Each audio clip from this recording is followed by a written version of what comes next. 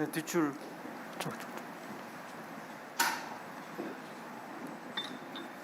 네, 머니투데이 방송 이원호 기자입니다. 지금까지 보면 정치랑 경제 이렇게 여러 어젠다 얽히면서 여야 협상 진척 안 되는 경우 많았습니다. 올해 초 국정협의체도 사실상 큰 성과는 없었다는 게 중론이고, 다음 주면 양당 원내 지도부 새로 구성되는데 경제 분야 한해서라도 여야정 협의 더 강화할 수 있는 구체적인 방안 궁금합니다. 지난번 국정협의체가 사실은 거의 처음 있는 일입니다.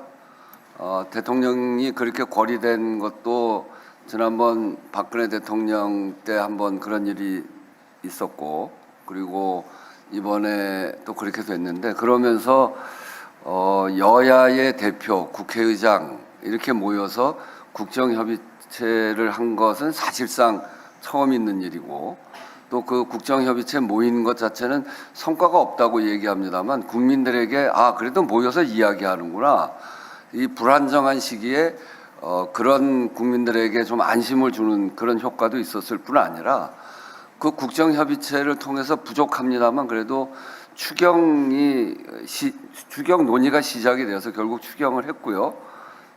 또 나아가서 연금 개혁에 관해서도 거기서 많은 논란이 있었습니다만, 연금의 모수 개혁까지, 그 전까지 보면 그게 18년인가 걸린 거 아닙니까?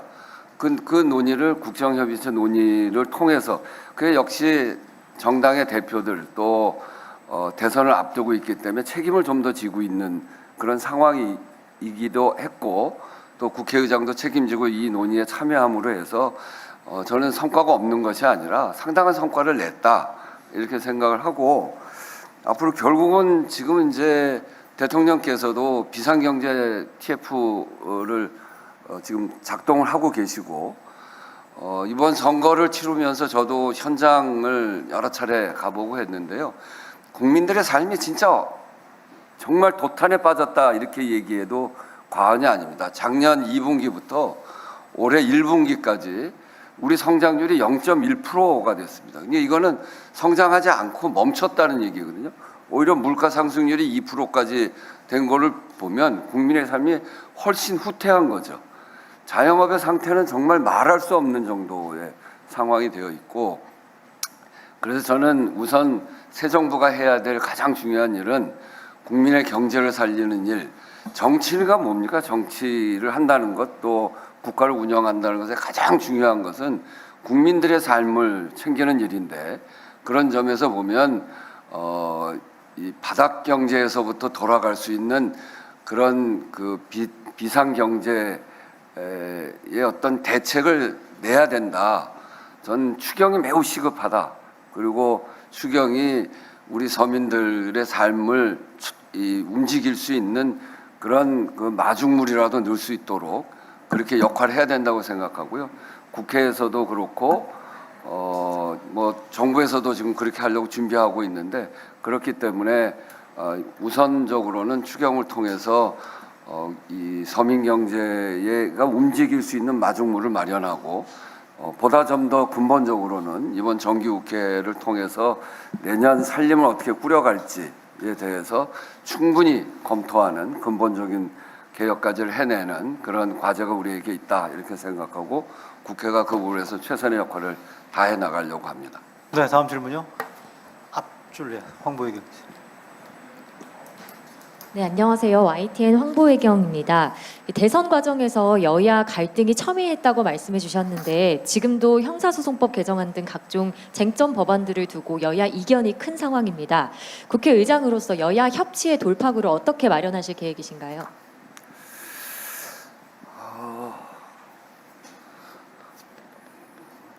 이게 이제 여야 협치가 말처럼 쉽질 않죠. 제가 제 경험으로 보면 저는 제일 어려울 때마다 뭘 합니다. 제가 국회에서 국회 운영과 관련된 직을 4번을 했는데, 원내 수석부대표는 박근혜 정부 첫 해에 했습니다. 정권이 바뀌고 첫 해가 제일 어려울 때고 협치가 제일 잘 안 될 때입니다. 변화가 제일 크고, 원내 수석부대표는 박근혜 정부 첫 해 했고요.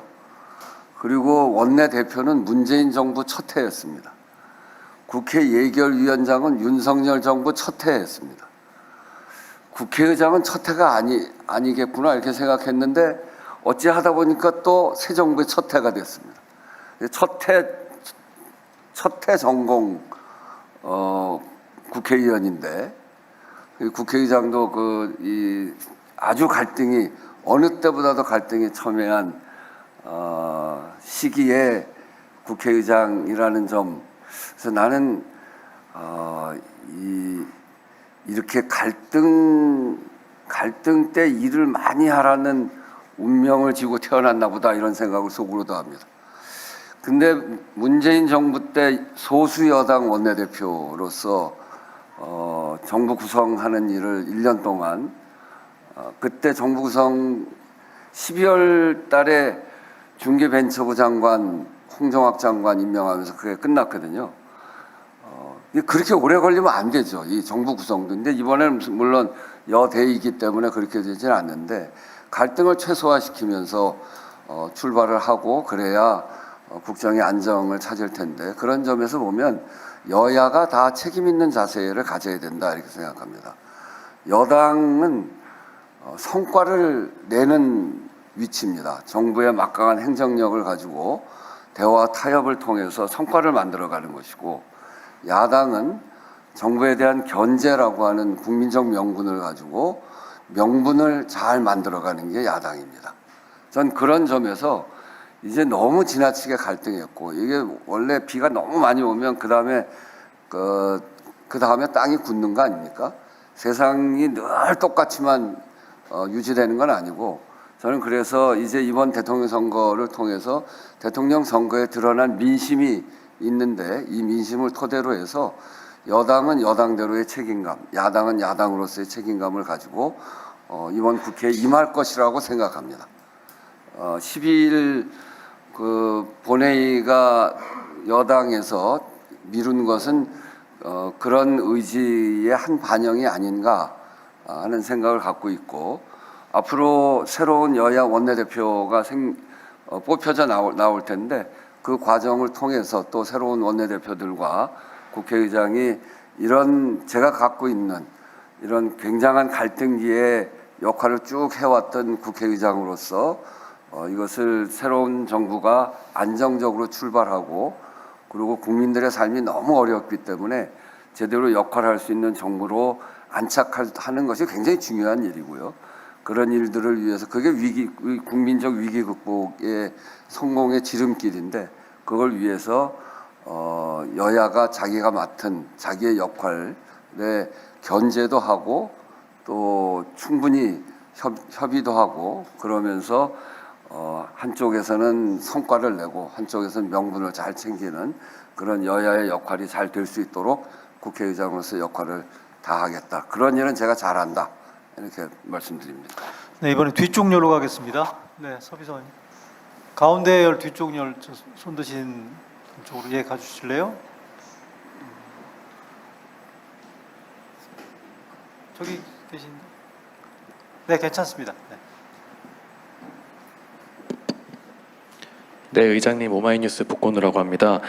그 태안화력 발전 하청 노동자 김충현 씨가 숨진 사고가 대선 하루 전날 발생을 했었는데 그때 의장님 주문도 다녀오신 걸로 압니다. 그래서 대책위 쪽에선 이제 유족과 노조가 참여하는 진상조사위를 꾸리고 발전 비정규직 노동자 정규직화 등을 요구를 하고 있는데요. 관련해서 이 국회와 정부가 구체적으로 어떤 후속 대책과 조치들을 앞으로 마련해야 한다고 보시는지가 궁금합니다. 네, 그 태안화력에서 이번 또 한 분의 노동자가 혼자 일하다가 저렇게 참사를 당한 일은 참으로 국회를 책임지고 있는 사람으로서 죄송함도 있고 참 참담한 일입니다. 특히나 태안화력 그 사업장은 7년 전에 김용균 노동자, 청년 노동자가 목숨을 잃고 그 일로 해서 산안법 개정도 했고 산안법 개정 가지고 부족하다고 해서 중대재해처벌법까지 만들게 됐던 계기가 됐던 사업장이었습니다. 그리고 제가 그때 원내대표를 막 끝내고 일어난 사건이고, 그래서 제가 을지로위원회도 했기 때문에 정부와 협상하다가 끝까지 안 돼서 굉장히 복잡합니다, 그 일이. 거기에 하청 노동 준 일이 여러 가지인데요. 그중에 굉장히 고도의 기술력이 필요한 부분들을 맡고 있는 기업체들도 있고, 또 좀 그렇지 않은 기업체들이 너무 이 하청을 많이 해놨기 때문에 하청 중에 성격이 많이 다른 것들이 있는데, 그거 가지고 굉장히 어려운 논의 과정을 거쳐서 정부하고 협의가 안 돼서 제가 제 의원회관 사무실에서 3박 4일을 정부 또 노조 가족 다 함께 협의를 하면서 구정날, 구정은 설 명절날은 넘기지 말자. 그래서 설 명절날 아침에 합의안을 만들어서 발표했던 그 사업장이어서 저도 너무나 뚜렷이 기억을 하고 있는 그런 사업장입니다. 참으로 유감스러운 거는 그때 2인 1조 원칙을 분명하게 세웠거든요. 근데 요번에 가보니까 비상 버튼이 있어서 옆에 한 사람만 있었으면, 비상 버튼을 눌렀으면 목숨을 잃지는 않았을 그런 사업장인데 2인 1조 원칙이 지켜지지 않은 거에 대해서 매우 유감스럽고, 간 게 제가 8일 날 갔으니까 사고 난 지 7일차 되는 날인데 노동청장도 오고 회사의 대표도 오고 그랬는데, 이 사고가 제가 보기엔 도저히 이게 어떻게 사망 정도까지 갈 그런 선반의 작업장의 모습이 그런 작업장에 손이 끼어 들어가면 들어갈 정도일까? 근데 거기서 목숨 잃은 게 너무 이해가 안 돼서 어떻게 사고가 났냐 물어봤더니 노동부도 그렇고 그 사업장의 책임자도 그렇고 아직 원인 파악이 제대로 안 돼 있다는 거예요. 그게 너무나 한심한 일이죠. 저는 이 문제는 정말 제대로 다뤄야 된다고 생각합니다. 국민의 생명과 안전을 지키는 일이 국가의 가장 중요한 일이고, 그것이야말로 민생이죠. 일하다가 죽는 사회, 이제는 그것은 안 된다 이렇게 생각하고, 아직은 근데 정부가 이 일을 책임지는 단위가 생겨 있질 않습니다. 이제 막 시작하는 정부여서 우선은 국회가 국회의원들과 함께 관련 상임위 또 관심 있는 의원들과 함께 이 문제를 대처해 나가겠습니다만, 정부 부처가 제대로 빠른 속도로 진행이 될 텐데, 확인되는 대로 물론 이제 실무적으로 돌아가는 단위는 정부에 있기 때문에 실무적으로 돌아다니는 정부 단위와 함께 이 문제의 해법을 찾아 나가는데 저도 관심을 갖고 해 나가겠습니다. 네, 다음 질문 둘째 줄 경향. 네, 안녕하세요. 저 경향신문의 박하연입니다. 이제 앞서서도 개헌 관련해서 질문이 나오긴 했지만 어쨌든 의장께서는 좀 개헌을 추진하시기에 적어도 언제부터는 추진해야 한다고 보시는지 이런 구체적인 시점이 궁금하고요. 그리고 단계적으로 추진한다면 어떤 내용이 좀 필수적으로 들어가야 한다고 보시는지도 여쭙니다. 저는 지난번에 대선과 함께하자, 할 수 있는 부분 함께하자 할 때 할 수 있었으면 참 좋았다 이렇게 생각해요. 이제 나중에 이재명 후보도 그렇게 얘기를 하더라고요. 그런데 그땐 돌이켜 생각해 보면 박근혜 정부 박근혜 대통령에 대한 탄핵 때와 윤석열 정부의 탄핵 때 그 이후의 과정이 너무나 달랐잖아요. 그래서 국민적으로 볼 때도 이 윤석열 대통령에 대한 탄핵 심판 그 이후에 파면 이후의 상황 이런 것들을 보면 탄핵에 집중하기 어려웠던 게 분명했던 것 같습니다. 저도 그래서 한덕수 권한대행이 헌법재판관 둘 임명하는 걸 보고 안정적으로 논의하기가 어렵겠다 이렇게 판단해서 그때 개헌을 뒤로 미루자 이렇게 이야기를 했는데 그런 점에서 그때는 할 수가 없었고 이제 해야 될 텐데, 지금의 가장 중요한 과제는 정부가 안정되는 일이 가장 중요한 일입니다. 우선은 근데 지난번 인수위 없이 시작한 정부가 어떤 속도로 안정될 수 있는지 좀 더 두고 봐요. 이거 완전히 새로운 사례이기 때문에 인수위 없이 진행된다고 하는 거는 다 준비가 안 돼 있다는 걸 이야기해요. 지난번에 가장 큰 문제는 이 국무위원 임명을 3명, 3분, 4분 이렇게 국회로 추천해 오면서 청문회가 너무 오랫동안 계속 청문회를 했습니다. 12월까지. 그러니까 그 청문회 기간 동안 계속 국회가 파행되고 그런 과정을 거치면서 국정이 제대로 운영이 되지 못했거든요.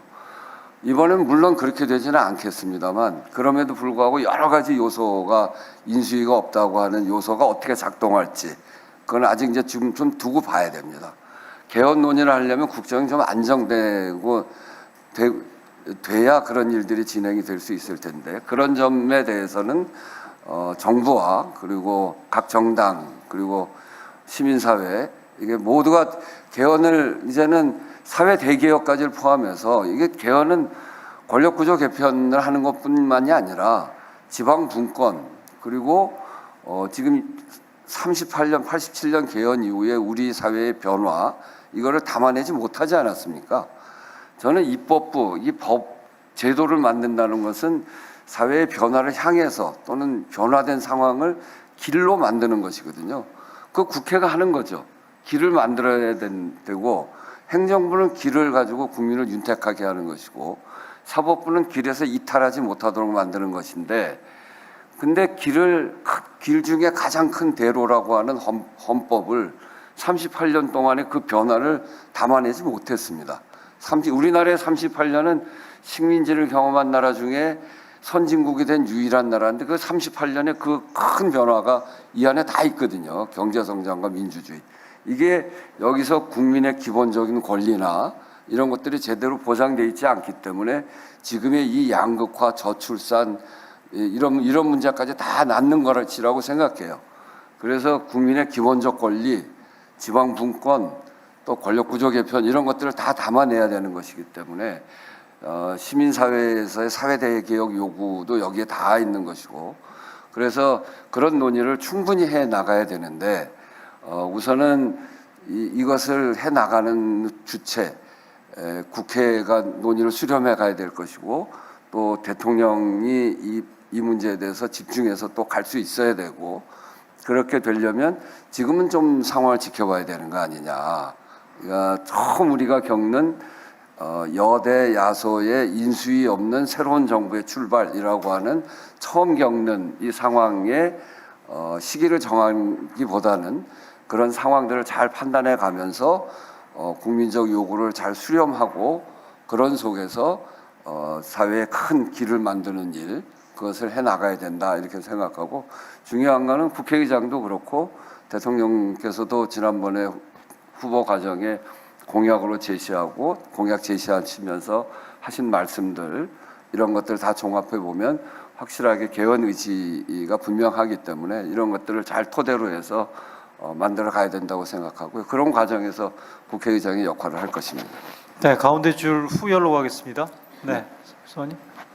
MBC 김지인 기자. 네, MBC 김지인 기자입니다. 지금 이준석 의원 제명 청원이 50만이 넘었고 이거 외에도 22대 국회에서 지금 거의 30건에 가까운 의원 징계건들이 계류 중인 걸로 알고 있는데요. 국회에선 아직 그 여야 비율 논쟁으로 국회 윤리특위를 구성조차 못한 상황이잖아요. 지금 이 시점에서 여야 합의를 다시 이끌어내는 게 중요한 시점으로 보이는데 의장께서는 여기에 대해서 어떤 계획 갖고 계신지 궁금합니다. 네. 제가 제일 답답했던 게 그겁니다. 국민들 앞에서 볼 때 국회의원들 잘못하면 그거를 어떻게 징계도 하고 또 그 잘못에 대한 판단도 해드리고 해야 될 텐데 윤리특위를 못 만들었어요.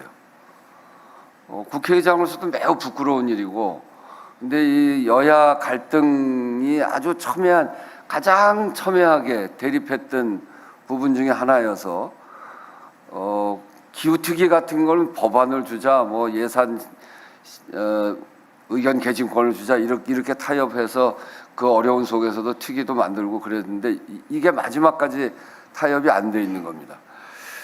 그러니까 당시 야당은 의석수대로 하자. 거였고 당시 여당은 여야 반반으로 하자 이런 주장이었어요. 이게 끝까지 타협이 안 됐습니다.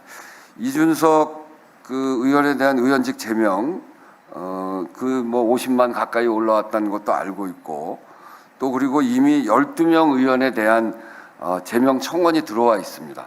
그 이외에도 또 여러 가지 그 심의할 건들이 있는데 윤리특위가 구성이 안 된 것은 국민들 앞에 매우 죄송스럽고 국회로서 부끄러운 일입니다. 이번 원내대표가 새로 선출될 텐데요. 가장 우선적인 과제로 이 문제를 다루겠습니다. 그리고 이번에는 여야가 바뀌어 있기 때문에 구성할 수 있는 그런 가능성 합의할 수 있는 그런 가능성도 상당히 높지 않을까. 국회의장도 이거를 더 이상 미룰 수는 없다는 생각이고요. 이것에 대해서 아주 강하게 합의를 요청할 것이고 합의가 잘 안 되면 제가 그 지금까지 국회의장님들이 그래도 여야 갈등이 그렇게 심하지 않아서 합의를 해와라. 합의가 잘 안 되면 합의해 와라. 언제까지 기다리겠다 이랬는데 저는 그동안 제가 합의에 막 나서서 시간을 정하고 그리고 합의 중재도 하고 그 국정협의체 때도 그랬습니다만 그렇게도 하고 그랬는데 이것도 안 되면 제가 합의 중재를 서서 합의를 이끌어낼 가장 빠른 속도로 합의를 이끌어낼 수 있도록 그렇게 해보겠습니다. 네, 다음 질문요. 네, 세 번째 줄. 네. 예, 로컬투데이 유재민 기자입니다. 지역과 관련된 질문 좀 드리겠습니다. 그 앞서 다사다난했던 그 지난 1년 축하보다는 수고 많으셨다는 말씀 좀 드리겠고요. 의장님께서 모두 발언에서 국회 세종의사당 건립 그 상황을 말씀해 주셨습니다. 이재명 대통령께서도 후보 시절에 그 세종시 행정수도 완성을 공약을 하셨는데요. 최근에 대통령 집무실을 청와대로 복귀하겠다 이렇게 밝히셨고 또 해수부도 부산으로 이전하겠다고 발표하면서 세종시 행정수도 완성에 차질이 빚어지는 거 아니냐 이런 말들이 좀 나오고 있습니다. 그래서 세종시 행정수도와 완성과 관련해서 국회 차원에서 어떤 뭐 뒷받침이라든가 어떤 견해를 갖고 계신지를 여쭤보겠습니다.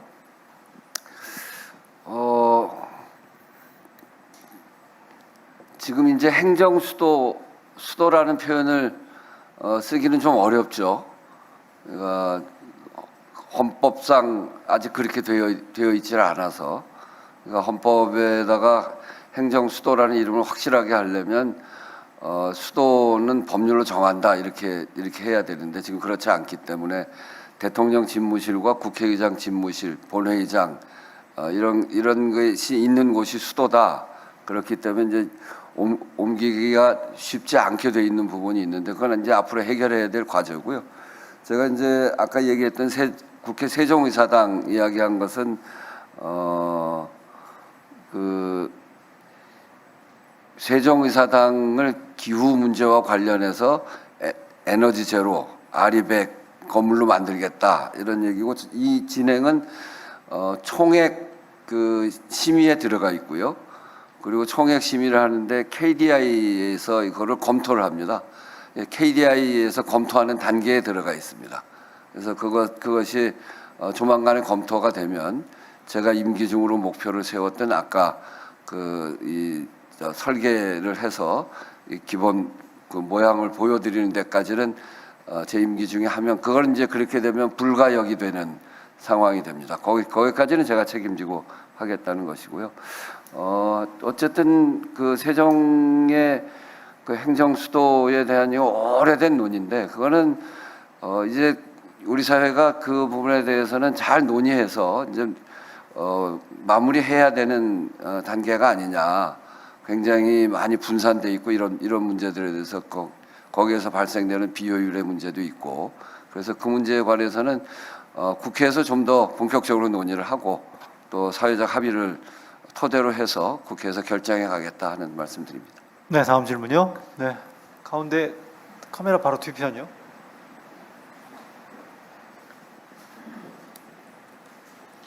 네, 매일경제 구정근 기자입니다.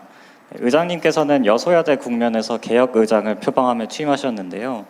조기 대선으로 정권 교체가 이뤄지면서 여당이 더 의석수가 많아진 상황으로 변화했습니다. 혹시 국회의장님께서는 중립성과 국회의 절제를 이끌어내기 위한 방향의 변화가 좀 있으실 예정인지, 혹시 있다면 어떤 방향인지 여쭤보고 싶습니다. 저는 그 중립성에 대해서 늘 하는 이야기입니다만 제 입장은 확고하고 불변입니다. 국회의장은 민주주의를 지키고 국민의 삶에 도움이 되고 22대 국회를 구성한 국민들의 뜻을 받드는 것이 국회의장이 해야 될 가장 중요한 임무다, 이렇게 생각을 합니다. 따라서 지난번 비상계엄 이후에 제가 그 비상계엄을 해제하고 또 그 이후에 탄핵 과정 또 이런 등등의 과정에서 중립성을 훼손한 거 아니냐 하는 그런 문제 제기들이 일각에서 있었는데, 저는 그건 중립성을 해쳤다고 생각하지 않습니다. 국회의장으로서 본연의 민주주의를 지키는 일이었고 그 일은 앞으로도 그렇게 할 겁니다. 근데 이제 상황이 변화가 돼서 이제 그런 일 때문에 뭐 중립성 문제는 이제 앞으로는 좀 더 좀 다른 양상으로 변화될 거라고 보여지는데요. 지금의 문제는 그 단계를 넘어서 한편으로는 훼손돼 있던 민주주의를 그 제대로 회복해가고 또 거기에 있었던 문제들을 잘 정리하는 과정에 국회의장으로서 역할이 있습니다만, 이제는 또 한 단계 우리 사회가 진전을 해서 지금은 국민의 삶, 민주주의, 우리가 생각하는 정치적 민주주의의 그 다음은 뭐냐? 일한 만큼의 대가를 받고 억울한 힘이 약하다고 억울한 꼴 당하지 않는 사회, 이런 사회, 국민의 삶을 제대로 보장받는 사회로 가야 되지 않겠습니까? 그래서 민주주의는 누가 집권했다로 평가되기보다는 국민의 삶이 얼마큼 변화됐느냐로 최종적으로 평가된다고 생각합니다. 그런 점에서 국회의장은 그런 역할에 맞춰서 해 나갈 겁니다. 그래서 그런 부분에 대해서 국회의장의 역할은 굉장히 분명하다는 말씀을 드리겠습니다. 다음이요. 네, 후열로 가겠습니다. 아닙니다. 저기 육건호 비서관님, 그 라인이요. 네. 네, 일요신문 정소영 기자입니다. 사실 앞서 방미 관련 이야기도 있기는 했는데요. 이제 의회 외교에 대한 중요성도 부각되고 있습니다. 근데 현 상황에서 이재명 정부가 국익 중심의 실용 외교를 핵심 기조로 내세우고 있는데, 그럼 의회 외교 차원에서 어떤 전략을 좀 가지고 나아가실지, 그러면 이런 의회 외교가 외교부 등의 이런 행정부 차원의 외교와 어떤 차별화를 가지고 나아가실지 좀 여쭙고 싶습니다. 행정부 차원의 외교는 이제 아주 양쪽이 행정적인 성과를 내고, 그리고 어느 것이 국익에 맞냐 맞지 않냐 이런 거를 아주 디테일하게 따져야 되고, 이게 어느 일방이 일방적으로 유리하고 불리해서는 안 되기 때문에 그런 점에서 아주 디테일한 협의를 하는 거라고 볼 수 있죠. 국회 외교는 좀 다릅니다. 국회 외교는 국회의원들 간의 이 관계거든요. 국회가 행정부에 영향을 크게 미치고 있는데, 국회의원들 간의 외교는 구체적인 현안이 없어도 개인적인 인간관계, 또 여러 차례 만나면서 사람에 대한 신뢰, 이런 것들이 토대가 됩니다. 그리고 국회의원들이 초선 때는 모르지만 그래도 재선, 3선, 4선 이렇게 되면 개인적으로 가까운 의원들도 상당히 많아집니다. 자기가 나는 이 나라 좀 해보겠다 하는 사람들, 그런 분들로 의원 친선협회가 만들어지는데, 그러면 거기에서 의외의 성과들이 많이 생깁니다. 이를테면 저는 카자흐스탄하고 관계가 많아요.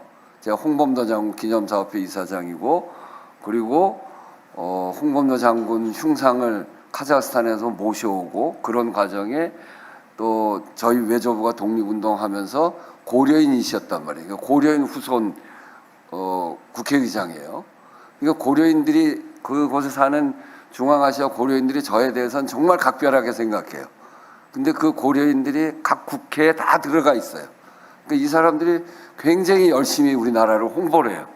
야, 대한민국에는 우리 고려인의 후손, 그리고 그 카자흐스탄의 대통령, 국회의장 이런 사람들은 자기네 나라 사람이 국회의장이 된 거라고 생각할 정도로 친근하게 생각해요. 미국도 마찬가지입니다. 우리 미국 의원연맹으로 지금 구성되어 있는 분들이 미국에 굉장히 인간관계가 넓고 오랜 동안 관계를 했던 분들이에요. 거기에서 이런 현안들에 대한 설명, 이거는 정부 간 협의에서 이해관계를 잘 따져서 하는 설명보다 훨씬 깊은 논의를 할 수 있는 그런 강점들이 있죠. 그래서 의회 예교를 폭넓게 하는 거는 행정부의 대통령의 외교, 장관의 외교를 뒷받침하고 그걸 보완해주는 굉장히 중요한 역할을 하게 됩니다. 그래서 저는 이 의회 외교가 좀 더 활성화되고 전략화되고 그렇게 해야 될 필요가 있다고 생각하고, 제가 이번 비상계엄 이후에 70몇 개의 나라의 대사들, 뭐 정상들 이렇게 그렇게 거의 뭐 매일 만나다시피 만난 이유도 이제 바로 그런 건데, 그런 점에서 의회 외교가 갖고 있는 강점이 굉장히 크기 때문에 이것을 활성화시키고, 특히 지금은 미국과 관세 협상을 해 나가야 되는데 우리의 조건, 또 저는 트럼프 대통령이 잘못하는 것도 굉장히 많으신 것 같아요. 그래서 그런 점들에 대한 오해도 풀고 이렇게 해가면서 하려면 의회 외교를 통해서 충분히 신뢰를 갖고 있는 의원들이 아주 자유롭게 또 이렇게 충분히 활동할 수 있도록 뒷받침도 하고 국회의장도 돕고 할 필요가 있다고 생각합니다. 네, 다음에 육비서 의원님. 예, 동아일보 조홍영 기자입니다. 헌법 128조 2항 관련해서 질문을 좀 드리고 싶은데요. 대통령의 임기 연장이나 중임 변경을 위한 헌법 개정은 개정 제한 당시 대통령의 효력이 없다는 조항에 대해서 이재명 대통령께서 후보 시절 기자간담회에서는 이론적으로는 개정 당시 국민의 뜻에 따르는 게 국민 주권주의에 맞다고 말씀을 하셨는데, 의장께서는 좀 어떻게 보시는지 궁금합니다. 임기 연장 조항인가요? 그 앞에 질문을 좀 다시 한번. 예, 임기 연장이나 중임 변경을 위한 헌법 개정은 개정 제한 당시 대통령에 대해 효력이 없다는 조항이 헌법에 있지 않습니까? 이 조항에 대한 의장님 생각을 여쭙습니다.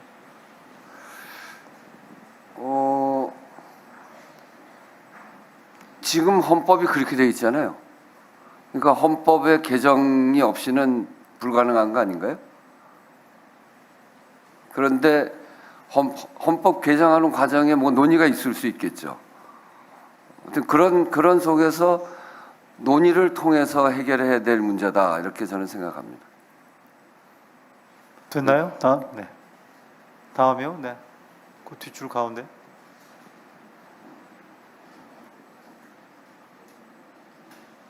예, 시사오늘 이윤혁 기자입니다.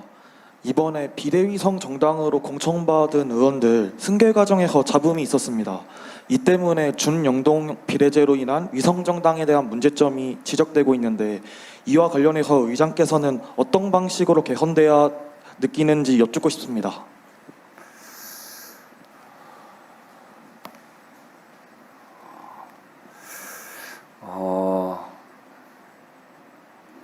그 두 분의 비례의원께서 이제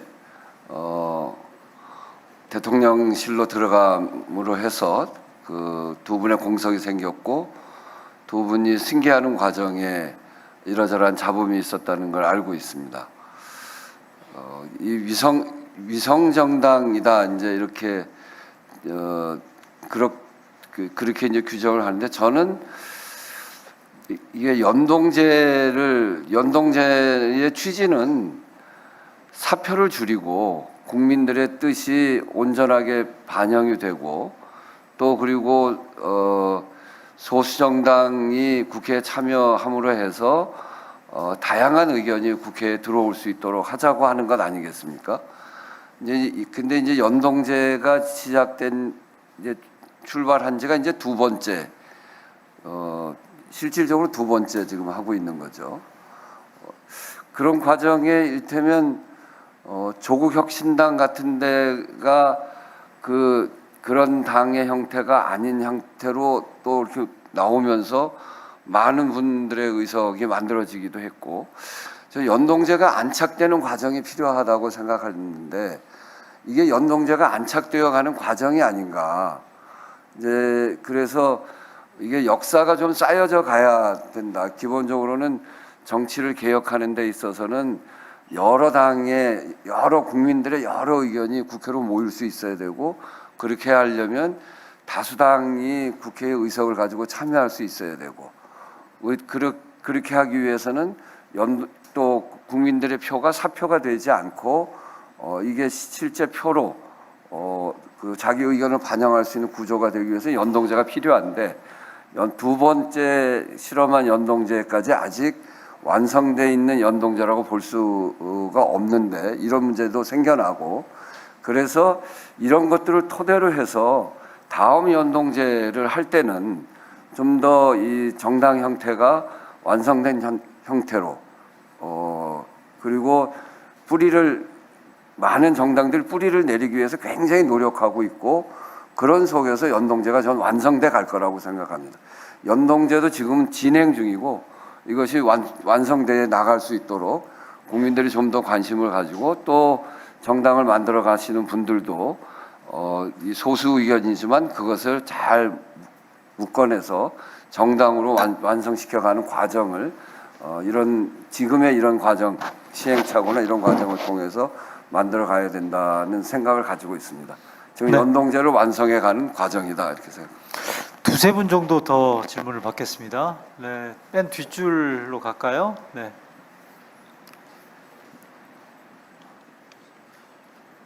네, 의장님 안녕하십니까? 데일리안의 김찬주 기자라고 합니다. 앞서서 질문이 나왔지만 조금 더 구체적으로 여쭈면요. 지금 국회가 여당의 형소법 그리고 선거법 개정안 처리를 놓고 시끄러운 상황이 계속 지속이 되고 있습니다. 해서 관련 법안이 위인 설법이다 이런 비판도 나오고요. 그런 반면에 헌법 84조 해석을 두고 이참에 입법으로 대통령 임기 중에 재판을 완전히 중지를 해야 한다, 마침표를 찍어야 한다, 이런 양측의 의견이 첨예하게 대립되고 있는 상황입니다. 해서 관련 법안들에 대한 의장님의 입장이 궁금하고요. 이런 법안들이 통과될 경우에 추후 정권에 어떤 변화를 줄 것으로 예상하시는지 두 가지가 궁금합니다. 일단 국회의장은 각 법안에 대해서 찬성한다, 찬성하지 않는다 이렇게 얘기하는 것은 적절치 않습니다. 그러니까 국회의장은 올라온 안건에 대해서 잘 정리해서 의결하는 절차를 진행하는 게 기본적인 역할이기 때문에 이 법안에 대해서 나는 이렇게 생각한다, 저렇게 생각한다, 찬성한다, 찬성하지 않는다라고 하는 의견을 제시하는 건 적절치 않은 것 같고요. 이번에 여당에서 10일을 미룬 거, 또 고등법원에서 재판기를 헌법 84조를 근거로 해서 재판기를 미룬 거, 또 그리고 어제는 대장동 재판도 미룬 거, 이런 것들이 뭐 지금 이제 이렇게 저렇게 어떤 느낌인지가 지금 보여지고 있는 거 아니겠습니까? 그런 속에서 이 법안들이 논의되는 과정을 거칠 텐데, 저는 이제 새로운 원내대표가 뽑혀질 테고, 새로운 원내대표가 뽑혀지면 이러한 사정까지를 토대로 해서 여야 원내대표 협의를 통해서 거기에서 의견들을 모아가는 게 좋다 이렇게 생각합니다. 네, 다음이요. 이번에 저희 가운데 줄 구자준 채널A 기자. 네.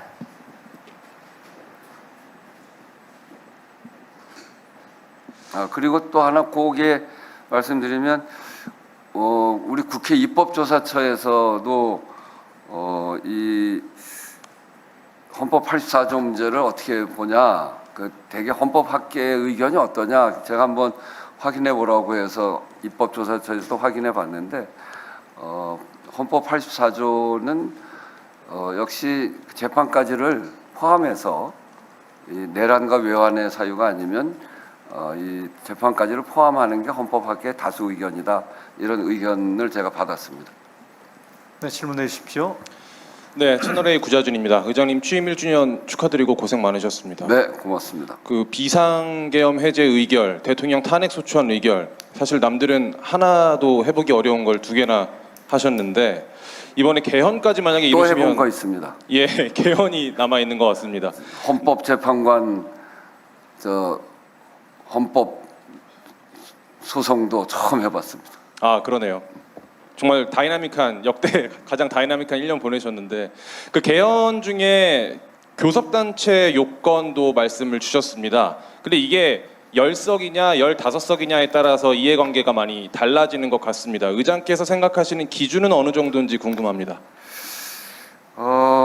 우선 이제 제가 좀 남은 임기 1년 동안 해야 될 일 중에 강조해서 얘기하고 싶은 게 국회 개혁입니다. 많은 과제들이 남아 있습니다. 여기에 그 법사위 체계자구 심사제도 이게 매일 논쟁 아닙니까? 그리고 본회의에 대해서 이번 비상계엄과 관련해서 보면 본회의를 원격 회의를 할 수 있는, 비상시에는 원격 회의도 할 수 있는 이런 걸 좀 도입해 봐야 되는 거 아닌가. 또 인사청문 절차에 대해서도 매번 여야가 바뀌면 매번 그 논의를 하는데 이것도 좀 해봐야 되는 거 아닌가 이런 생각도 있고요. 상임위 배분 방식에 대해서도 지난번에 제가 국회의장 하면서 논의를 하다가 도저히 안 돼서 그럼 의석수대로 하자 이렇게 해서 11대 7로 정했는데 이런 문제도 그렇고 교섭단체 요건 완화 문제도 그렇고요. 그 다음에 이게 법을 시행령으로 자꾸 만들어가는 행정입법 심사 부분을 국회에서 강화시키는 이런 부분도 있고 국회 경호 경비 체계 개선하는 문제도 있고 국회 예산 통제권을 강화하는 문제도 있고 또 의사진행 자료 요구 권한 강화하는 문제. 이런 국회 개혁의 과제들이 굉장히 많습니다. 요번에 할 수 있는 거는 22대 국회에 적용해서 하고 이해관계가 첨예해서 요번에 하기가 어려운 거는 23대로 넘기되 요번 1년 동안에 하자. 그런 생각을 가지고 국회 개혁특위를 아주 세게 작동을 하려고 합니다. 그리고 저는 이 일을 꼭 해야 되겠다는 생각입니다. 저도 원내대표도 해보고 뭐 그래서 이렇게 매번 부닥치는 문제를 그대로 여야 바뀔 때마다 다른 소리하고 그러면서 계속 끌고 가는 거에 대해서 더 이상 놓으면 안 되겠다. 그래서 국회의장 하는 동안에 당장 할 수 있는 건 하되 합의할 수 있는 건 하되 합의는 안 되지만 생각은 똑같은 거. 그 법사위를 누가 할 거냐, 상임위 조정을 어떻게 할 거냐. 그거는 서로 요번 이해관계 말고 다음으로 넘겨서 23대로 하면 합의해 볼 수 있는 거거든요. 이 여야일 때마다 내는 이 원내대표들이 내는 법이 똑같아요. 그런데 여 때 입장과 야 때 입장이 달라가지고 안 될. 그러니까 다음번을 향해서 할 수 있는 이런 것들 해보자 하는 생각을 가지고 국회 개혁을 이번에 아주 강조해서 기사를 써줄 때도 이거 좀 강조해서 써주십시오. 교섭단체 요건 완화는 필요합니다. 저도 제가 원내대표 할 때 문재인 정부 첫 해 그때 교섭단체가 4개가 있었어요. 우리가 민주당, 제가 있었던 당은 민주당이고 자유한국당, 국민의당 그리고 뭐였지? 바른미래당 이렇게 4개가 있었는데 그때 굉장히 소수 정당에서 굉장히 어려운데 4개 정당이 되다 보니까 약간의 스펙트럼 차이가 있어요. 나머지 세 당이 다 야당이었는데 진짜 야당 역할을 했습니다. 그래서 처음 시작할 때는 3대1로 교섭하는데 하다 보면 자기 그 당의 지지자들이 얘기하는 게 조금씩 다르기 때문에 거기에 스펙트럼이 있어서 거기에 맞추다 보면 그러면 해결이 됩니다. 그래서 두 정당은 해결이 안 되는데 3정당만 돼도 어려운 문제가 다수 의견으로 해결될 수 있는 길이 열리거든요. 이제 그런 점에서 보면 정당이 조금 더 이렇게 다수 정당으로 가는 게 국회가 원활한 논의 구조, 협치의 구조를 만들어 갈 수 있는 거기 때문에 좀 늘어나면 좋겠는데. 교섭단체 요건 완화를 얼마큼 할 거냐. 그것도 지금 이미 이해관계들이 다 생겨 있어서 이게 쉽지 않습니다. 그래서 이거는 지금 크게 상황이 변해 있는 만큼 여야 교섭단체 협의를 통해서 할 수 있는 게 어디까지인지를 충분히 검토를 하고 이 부분을 국회 개혁특위에서 논의할 수 있도록 그렇게 해나가겠습니다. 네, 마지막으로 한 분 더 받겠습니다. 질문. 네.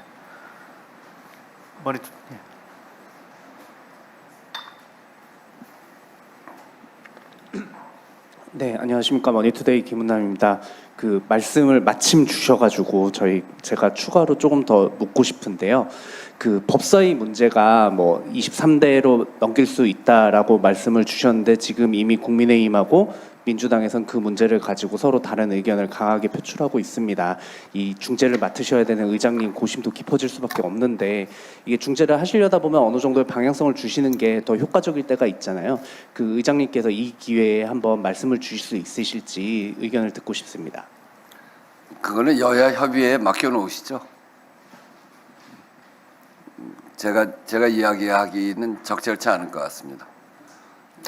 왜 그러냐면